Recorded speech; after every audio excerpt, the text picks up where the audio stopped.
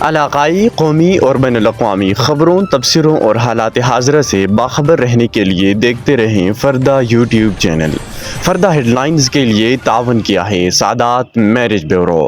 ہر ذات برادری کے بااعتماد رشتے مکمل رازداری اور احترام کے ساتھ۔ رابطہ نمبر 030766299227۔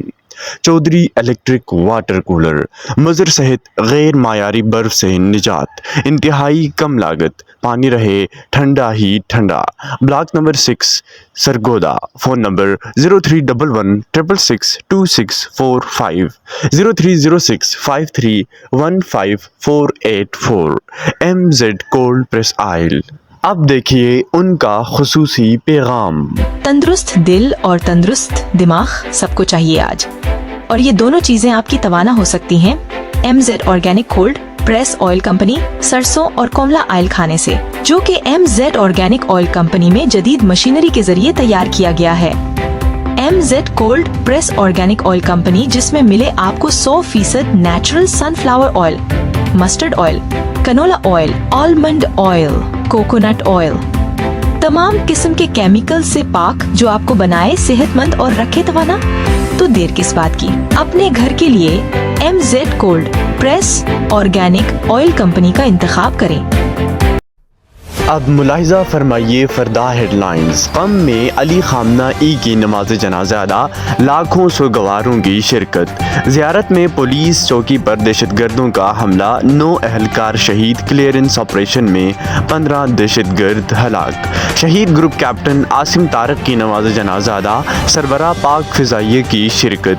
بیرسٹر گوہر کا کہنا ہے کہ بانی سے ملاقاتیں روک کی گئیں تو نفرتیں اور تناؤ مزید بڑھے گا۔ آبنائے ہرمز میں 2 تجارتی جہازوں پر حملہ، امریکہ نے ایران پر الزامات عائد کر دیے۔ آپ دیکھ رہے ہیں فردہ یوٹیوب چینل۔ آئیے بڑھتے ہیں خبروں کی تفصیل کی جانب۔ خبر شامل کرتے ہیں ایران سے، جہاں ایران کے سابق رہبر اعلیٰ علی خامنہ ای اور ان کے خاندان کے 4 افراد کی نماز جنازہ مقدس شہر قم میں ادا کر دی گئی۔ اس موقع پر لاکھوں سوگوار تعزیت اور آخری رسومات میں شرکت کے لیے جمع ہوئے۔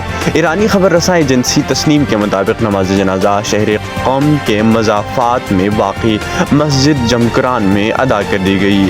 سوشل میڈیا پر جاری ویڈیوز میں مسجد اور اس کے اطراف سے سوگواروں کا ایک بڑا اجتماع دیکھا جا سکتا ہے، جہاں رہبر اعلیٰ کو خراج عقیدت پیش کیا گیا۔ رپورٹس کے مطابق علی خامنہ ای کے جسد خاکی کو نماز جنازہ کے بعد مزید مذہبی رسومات کی ادائیگی کے لیے عراق لے جایا جائے گا، جس کے بعد میت کو دوبارہ ایران منتقل کیا جائے گا، جہاں جمعرات کے روز مشہد میں سپرد خاک کیا جائے گا۔ رپورٹس کے مطابق تدفین سے قبل ایران کے مختلف شہروں میں کئی روز سے تعزیتی تقریبات اور جنازے کی رسومات جاری ہیں، جن میں عوام، اعلیٰ سرکاری شخصیات اور غیر ملکی وفود بڑی تعداد میں شریک ہو رہے ہیں۔ ایرانی میڈیا کے مطابق گزشتہ روز تہران میں ہونے والے جلوس سے جنازہ میں 1,20,00,000 سے زائد افراد نے شرکت کی، جبکہ یہ جلوس تقریباً 12 گھنٹے تک جاری رہا۔ خبر شامل کرتے ہیں بلوچستان سے، جہاں ضلع زیارت کے علاقے مانگی میں پولیس چوکی پر مسلح دہشت گردوں کے حملے میں 9 پولیس اہلکار شہید ہو گئے۔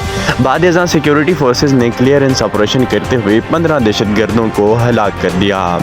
ایس پی زیارت عبدالقدوس کے مطابق دہشت گردوں کے ساتھ فائرنگ کے تبادلے میں 9 پولیس اہلکار جامِ شہادت نوش کر گئے، جبکہ شہداء کی میتیں DHQ اسپتال منتقل کر دی گئی ہیں۔ وزیر اعلیٰ بلوچستان کے معاون شاہد رن نے بتایا کہ زیارت میں فتنہ الخوارج سے تعلق رکھنے والے دہشت گردوں کے خلاف کلیئرنس آپریشن کامیابی سے مکمل کر لیا گیا ہے۔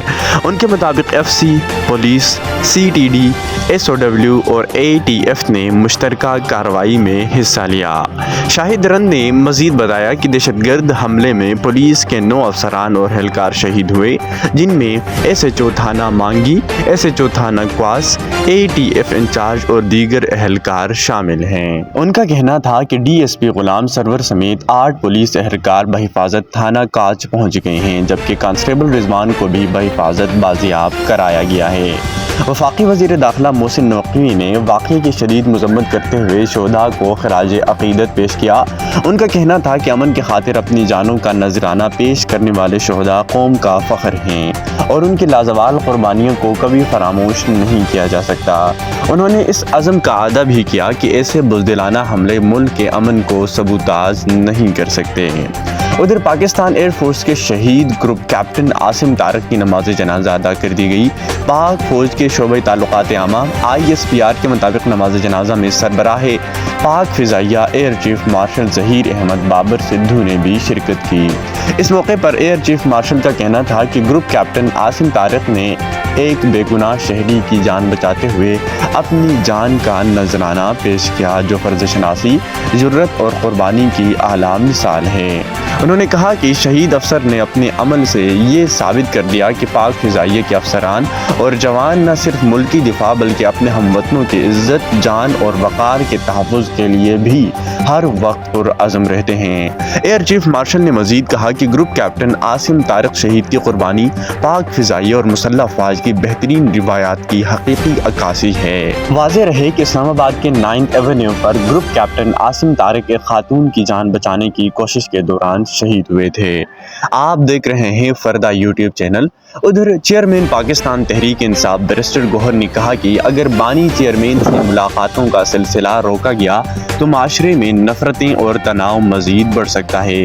راولپنڈی اڈیالہ روڈ پر میڈیا سے گفتگو کرتے ہوئے بیرسٹر گوہر نے کہا کہ گزشتہ 37 ہفتوں سے بانی PTI سے کسی کی ملاقات نہیں ہو سکی اور ملاقاتوں پر پابندی برقرار رہی تو اس کے منفی اثرات سامنے آئیں گے۔ انہوں نے کہا کہ فیملی ملاقاتوں کے حوالے سے حکومت سے بات چیت ہوتی ہے، تاہم پیش رفت نہ ہو سکی۔ ان کے مطابق حکومت کی جانب سے تحریری درخواست دینے اور ملاقات کے بعد سیاسی گفتگو نہ کرنے کی شرط رکھی گئی، جبکہ خاندان کا موقف تھا کہ تمام اہل خانہ کو ملاقات کی اجازت دی جائے۔ بیرسٹر گوہر نے کہا کہ پارٹی چاہتی ہے کہ تمام اہم فیصلے بانی PTI کی مشاورت سے کیے جائیں۔ ان کے مطابق بانی PTI کو 5 جبکہ بشرا بی بی کو 3 مرتبہ ہسپتال منتقل کیا جا چکا ہے۔ انہوں نے مزید بتایا کہ آزاد کشمیر انتخابات میں حصہ نہ لینے کا فیصلہ سیاسی کمیٹی نے مقامی حالات کو مد نظر رکھتے ہوئے کیا۔ بیرسٹر گوہر کا کہنا ہے کہ انہیں موصول ہونے والے پیغام میں بانی PTI یا بشرا بی بی کی جانب سے کسی قسم کی شکایت سامنے نہیں آئی۔ البتہ ملاقات سے متعلق ایک پیشکش ضرور کی گئی تھی جس کا ذکر علیمہ خان نے بھی کیا۔ انہوں نے کہا کہ اگر معمولی معاملات کو بنیاد بنایا گیا تو سیاسی عمل آگے نہیں بڑھ سکے گا۔ ان کے مطابق بانی PTI کے خلاف مزید فیصلوں سے ملک میں تناؤ اور تقسیم میں اضافہ ہو سکتا ہے۔ بیرسٹر گوہر نے ان تاثر کو بھی مسترد کیا کہ پارٹی کے اندر کوئی فارورڈ بلاک موجود نہیں ہے۔ ان کا کہنا تھا کہ پوری جماعت بانی PTI کی قیادت میں متحد ہے۔ آزاد کشمیر کے حوالے سے گفتگو کرتے ہوئے انہوں نے کہا کہ پارٹی کسی بھی ریاست مخالف بیانیے یا ہرزہ سرائی کی حمایت نہیں کرتی، تاہم عوامی مطالبات کی حمایت جاری رہے گی۔ ان کے مطابق کسی بھی ایسی سرگرمی کی حمایت نہیں کی جائے گی جس سے کشمیر کاز کو نقصان پہنچنے کا اندیشہ ہو۔ ادھر عمان کے ساحل کے قریب ایک تجارتی آئل ٹینکر پر نامعلوم میزائل نما شے سے حملے کے بعد لگنے والی آگ کے معاملے پر امریکہ نے ایران پر سنگین الزامات عائد کر دیے ہیں۔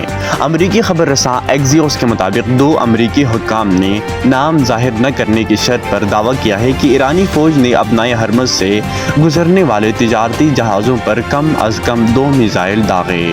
امریکی حکام کے مطابق ایک اور تجارتی جہاز بھی اس حملے کی زد میں آیا، جس کے نتیجے میں دونوں جہازوں کو شدید نقصان پہنچا، تاہم کسی جانی نقصان کی اطلاع موصول نہیں ہوئی۔ یہ واقعہ ایسے وقت پیش آیا جب چند روز قبل امریکہ اور ایران کے درمیان کشیدگی کے تناظر میں ایک دوسرے پر جوابی حملے کیے گئے تھے، جس کے باعث خطے کی صورتحال پہلے ہی انتہائی حساس سمجھی جا رہی ہے۔ رپورٹس کے مطابق حالیہ تنازع اس وقت مزید شدت اختیار کر گیا جب امریکہ کی حمایت سے عمان سمندری حدود میں ایک نئی بحری راہداری کے منصوبے کا اعلان کیا گیا۔ امریکی حکام نے اس منصوبے کی مخالفت کرتے ہوئے موقف اختیار کیا کہ یہ 17 جون کو دونوں ممالک کے درمیان کشیدگی کے خاتمے کے لیے طے پانے والی مفاہمتی یادداشت کے خلاف ورزی ہے۔ دوسری جانب ایرانی سرکاری میڈیا نے غیر مصدقہ ذرائع کے حوالے سے دعویٰ کیا کہ ایک قطری آئل ٹینکر امریکی بحریہ کے معاونت سے عمانی راستے کے ذریعے آبنائے ہرمز سے گزرنے کی کوشش کر رہا تھا۔ ذرائع کے مطابق متعدد بار خبردار کیے جانے کے باوجود راستہ تبدیل نہ کرنے پر جہاز کو نشانہ بنایا گیا، تاہم اس واقعے کی تاحال کسی ایرانی سرکاری عہدیدار نے باضابطہ طور پر نہ ہی تصدیق کی ہے اور نہ ہی تردید۔ فی الحال اس معاملے پر دونوں ممالک کے موقف سامنے آ چکے ہیں، جبکہ عالمی برادری کی نظریں خطے کی بدلتی ہوئی صورتحال پر مرکوز ہیں۔